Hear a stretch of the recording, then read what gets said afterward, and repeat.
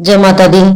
दोस्तों, माँ गौरी की कृपा से आपके जीवन के सभी दुख और कष्ट दूर हो, आपके जीवन में सुख शांति और समृद्धि की प्राप्ति हो। माँ गौरी का आशीर्वाद आप और आपके परिवारजनों पर सदा बना रहे।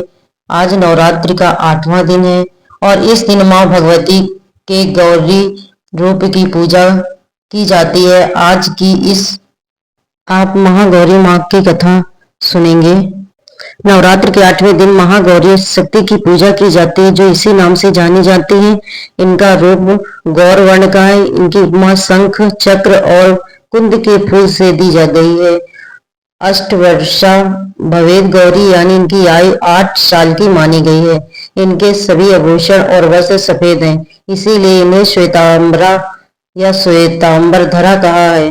4 भुजाएं हैं और वाहन वृषभ है, इसीलिए वृषारूढ़ा भी कहा गया है। इसके ऊपर वाला दाहिना हाथ अभय मुद्रा है तथा नीचे वाला हाथ त्रिशूल धारण किए हुए ऊपर वाले बाएं हाथ में डमरू धारण कर रखा है और नीचे वाले हाथ में वर मुद्रा है। और ये पति रूप में शिव जी को प्राप्त करने के लिए महागौरी ने कठोर तपस्या की थी। इसी वजह से इनका शरीर काला पड़ गया, लेकिन तपस्या से प्रसन्न होकर भगवान शिव ने इनके शरीर को गंगा के पवित्र जल से धोकर कांतिमान बना दिया।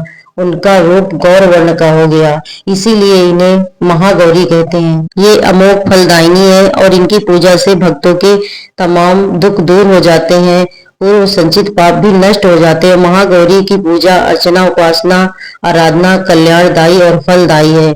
इसकी कृपा से अलौकिक सिद्धियां भी प्राप्त होती हैं। 8वां अध्याय। महर्षि मेधा ने कहा, काली द्वारा चंड और मुंड नामक असुरों के मारे जाने से और बहुत सी सेना के नष्ट हो जाने से असुरों के राजा प्रतापी शुंभ ने क्रोध युक्त होकर अपनी संपूर्ण सेना को युद्ध के लिए तैयार होने की आज्ञा दे दी। उसने कहा, आज दायुद नामक 86 असुर सेनापति अपनी सेनाओं के साथ और कम्ब नामक 84 सेनापति भी युद्ध के लिए वहां जाएं। ये कोटिवीर नामक 50 सेनापति और धौम्रकुल के 100 सेनापति प्रस्थान करें।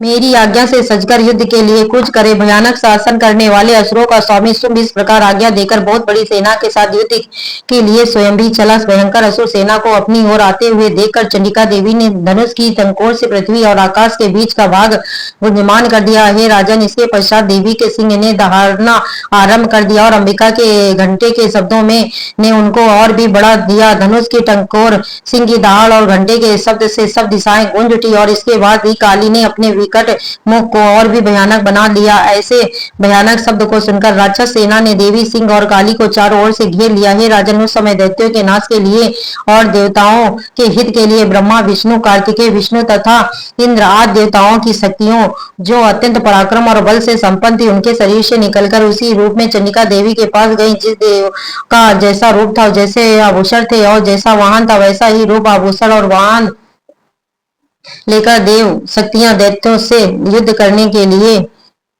आई। हंस युक्त विमान में बैठकर रुद्राक्ष की माला तथा कमंडल धारण करके ब्रह्मा जी की शक्ति ब्राह्मणी आई। वृषभ पर सवार होकर हाथ में त्रिशूल लेकर, महानाग का कंकड़ पहनकर और चंद्र रेखा से विभूषित होकर भयंकर शंकर की शक्ति महेश्वरी आई। मोर पर आरूढ़ होकर हाथ में शक्ति लिए हुए दैत्यों से युद्ध करने के लिए कार्तिक जी की शक्ति उन्हीं का रूप धारण कर आई। भगवान विष्णु की भव्य शक्तियों से घिरे हुए भगवान शंकर ने चंडिका से कहा, मेरी प्रसन्नता के लिए आप शीघ्र ही इन असुरों का संहार करो। तब देव के शरीर में से अत्यंत उग्र रूप वाली और सैकड़ों गीदड़ों के समान आवाज करने वाली चंडिका शक्ति प्रकट हुई।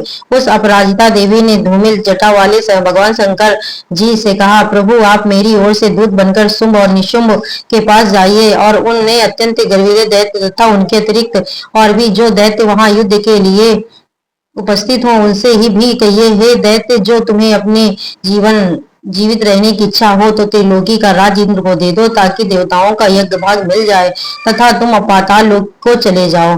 और यदि बल के पर्व से तुम्हारी लड़ने की इच्छा हो तो फिर मेरे सामने आ जाओ। तुम्हारे मास से मेरी योगिनी तृप्त होंगी। चूंकि देवी ने भगवान शंकर को दूत के कार्य में नियुक्त किया था, इसीलिए वह संसार में शिवदूती के नाम से विख्यात हुई।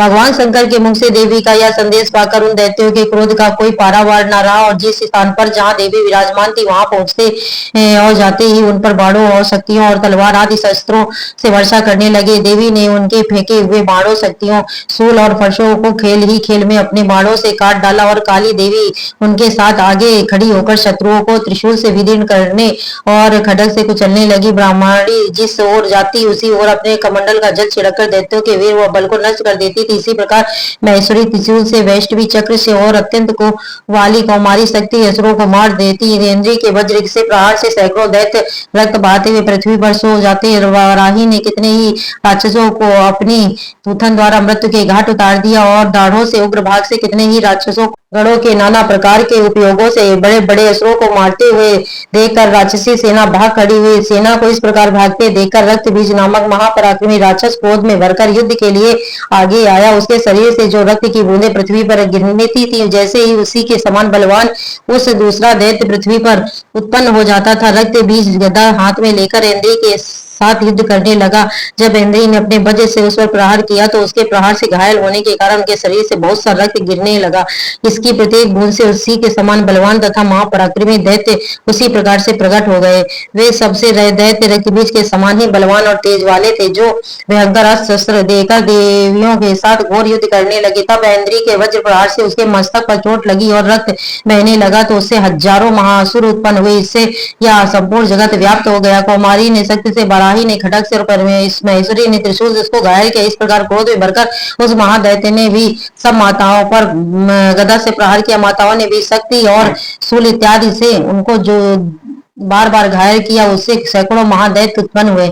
इस प्रकार उस रक्त बीज के रक्त से उत्पन्न हुए अनेक असुरों ने संपूर्ण जगत व्याप्त हो गया, जिससे देवता भयभीत हुए। देवताओं को भयभीत देखकर चंडिका ने काली से कहा, हे चामुंडे, तुम अपने मुख को बहुत बड़ा करो और मेरे अस्त्रघात से उत्पन्न हुए रक्त बिंदुओं तथा रक्त बिंदुओं से उत्पन्न हुए महासुरों को अपने इस मुख से भक्षण करती हुई रण में विचरती रहो। इस प्रकार रक्त क्षीण होने से यह दैत्य नष्ट हो जाएगा और हमारे भक्षण करने के कारण अन्य दैत्य उत्पन्न नहीं होंगे। काली से इस प्रकार कहकर चंडिका देवी ने रक्त बीज पर अपने